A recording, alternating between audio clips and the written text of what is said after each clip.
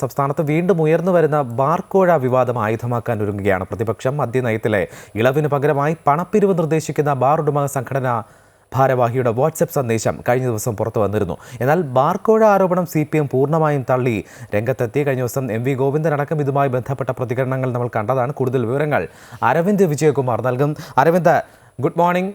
സംസ്ഥാനത്ത് വീണ്ടും ഉയർന്നു വരുന്ന ഈ ബാർക്കോഴ വിവാദം അത് പ്രധാന ആയുധമാക്കാൻ തന്നെയാണ് പ്രതിപക്ഷത്തിൻ്റെ നീക്കം. നിയമസഭാ സമ്മേളനം തുടങ്ങുന്ന സമയം ഈ വിഷയം എന്തായാലും പ്രതിപക്ഷം ആയുധമാക്കുമെന്ന കാര്യത്തിൽ ഒരു സംശയവുമില്ല. ഒപ്പം ഈ വിഷയവുമായി ബന്ധപ്പെട്ട് കഴിഞ്ഞ ദിവസം തന്നെ ഇത് തള്ളുന്ന ഒരു സമീപനം CPMൽ നിന്നുണ്ടായി. ഒപ്പം ക്രൈംബ്രാഞ്ച് ഈ വിഷയം അന്വേഷിക്കാൻ ഒരുങ്ങുകയാണ്. എന്താണ് ഈ വിഷയവുമായി ബന്ധപ്പെട്ട് കൂട്ടിച്ചേർക്കാനുള്ളത്? ഒപ്പം ഇനി ഈ മദ്യനയവുമായി ബന്ധപ്പെട്ട കാര്യം പ്രതിപക്ഷം എങ്ങനെ ആയുധമാക്കും? അത് എത്രത്തോളം പ്രതിരോധത്തിലാക്കും CPMനെ?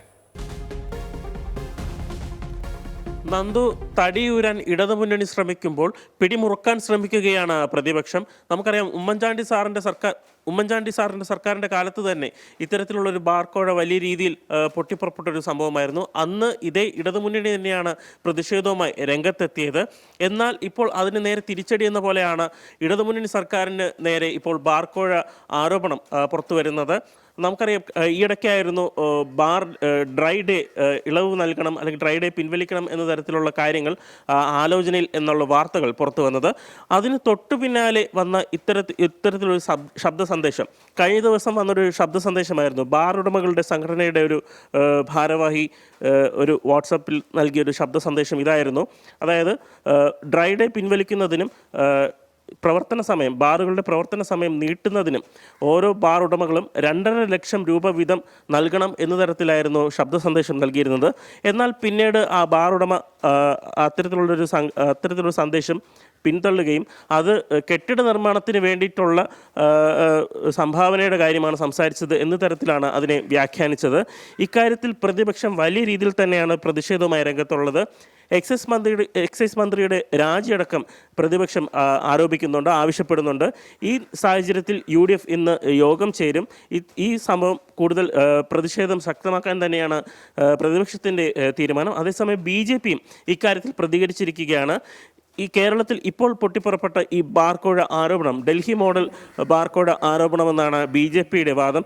അതേസമയം ഇതിൽ കേന്ദ്ര ഏജൻസികളുടെ അന്വേഷണം വേണമെന്നാണ് BJPയുടെ നിലപാട്. അങ്ങനെ ഇരിക്കെ നിയമസഭ ചേരാൻ ഇരിക്കുകയാണ്. ആ സാഹചര്യത്തിൽ ഈ നിയമസഭ ചേരുന്നതിന് മുന്നേ തന്നെ ക്രൈംബ്രാഞ്ചിനെ കൊണ്ട് ഇക്കാര്യത്തിൽ ഒരു അന്വേഷണം പൂർത്തിയാക്കി തടിയൂരാനാണ് ഇടതുമുന്നണിയുടെ ശ്രമം. നന്ദു, അരവിന്ദ് ഇവിടെ സൂചിപ്പിച്ച പോലെ ഈ പ്രതിപക്ഷം എന്തായാലും ഈ വിഷയം കൃത്യമായ രീതിയിൽ ആയുധമാക്കുമെന്നതിൽ സംശയമില്ല. ഇന്ന് നേരത്തെ സൂചിപ്പിച്ച പോലെ ഈ UDF യോഗത്തിൽ ഇതുമായി ബന്ധപ്പെട്ട കാര്യങ്ങൾ ചർച്ചയാകുമെന്നുള്ളതിലും സംശയമില്ല. എന്തായാലും ഈ വിഷയവുമായി ബന്ധപ്പെട്ട് ഇനി എന്ത് നീക്കത്തിലേക്കായിരിക്കും CPM കടക്കുക? ഇത്തരത്തിൽ വിവാദമായതോടുകൂടി തന്നെ ഏതെങ്കിലും തരത്തിൽ ഇളവ് നൽകുന്നതിനെ പറ്റിയൊക്കെ കൂടുതൽ കൂടിയാലോചനകൾക്ക് ശേഷം മാത്രമേ അതിലൊരു തീരുമാനത്തിലേക്ക് എത്താൻ സാധ്യതയുള്ളൂ എന്നുള്ളൊരു വിലയിരുത്തലിലേക്കാണോ നമ്മൾ പോകേണ്ടത്?